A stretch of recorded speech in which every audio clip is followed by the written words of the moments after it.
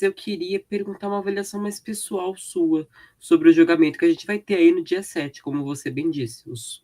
A Câmara vai lá, faz essa pressão agora no STF e vale lembrar, gente, é um julgamento que não foi marcado ontem, que não começa agora no dia 7. Ele tá rolando aí fácil há mais de 4 anos, bem mais, eu acho, na verdade. A gente tem em 2021 um retorno desse julgamento que havia sido paralisado lá em 2019. Aí a gente tem um voto a favor do Edson Fachin e um voto contra. Depois disso, a gente tem pedidos de vista, o processo não anda, a gente volta em 2022, tem lá uma conversinha, acontece algumas sessões, paralisa-se novamente. Agora, 2023, a gente volta. Como seguirão os votos? Você acredita que nesse ano a gente finalmente pode ter um desfecho sobre o marco temporal ser aprovado ou não? Ou a gente vai continuar nesse puxa e solta sobre quais são os limites dos direitos indígenas e quem legisla sobre isso? Olha, é difícil a gente fazer uma avaliação precisa, não é? A gente, tanto dos votos como das possibilidades de iniciar, reiniciar e finalizar o julgamento, fazemos as nossas avaliações, as nossas análises, é claro.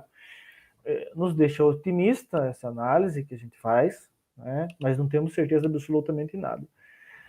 O Supremo, no começo do ano, ele definiu que pedido de vista deve ser devolvido em até 90 dias, né?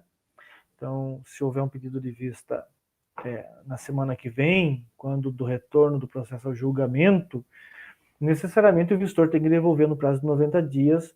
Muito provavelmente também já teremos outro presidente na corte, que será o ministro Roberto Barroso, né? Inclusive, o Barroso ele tem uma posição coerente com relação ao texto constitucional, né, na matéria indígena, muito coerente, e ficaria a cargo dele se acaso fosse suspenso o julgamento por um pedido de vista agora, né? Então, nessa linha, a gente acredita que esse ano o Supremo deve encerrar essa discussão, pelo menos de forma mais abrangente, uma definição sobre a tese do marco temporal, e pode ficar para um segundo momento nos embargos de declaração algumas questões pendentes, né? Algumas questões referentes, por exemplo, às indenizações, que são demandas aos agricultores, né? Sobre desintrusão, sobre qualquer outro elemento, algum prazo prescricional que porventura possa existir sobre indenização, e outros elementos ali marginais ao direito material indígena, né, que presente no processo de demarcação.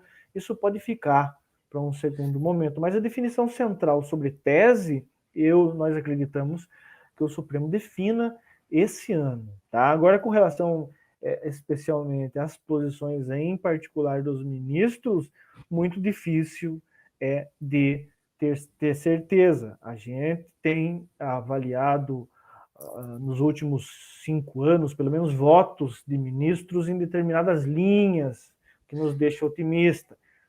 Aí, para finalizar, a gente tem uma matéria da Veja hoje dizendo que o Supremo já tem maioria para derrubar o marco temporal.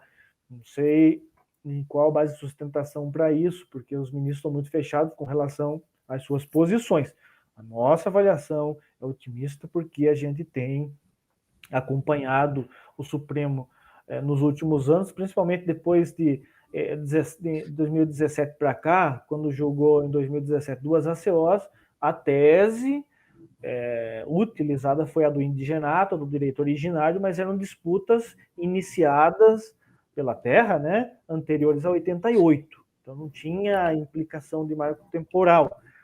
Mas o que permeou o debate e foi aplicado foi a tese do indigenato. E como a gente sabe na repercussão geral, duas teses centrais, né? De um lado o indigenato, do outro lado o marco temporal, que são as duas possibilidades, né? Então, estamos confiantes de que a gente vai conseguir ter maioria para derrubar o marco temporal no Supremo com essas análises aí dos últimos anos, dos votos dos ministros.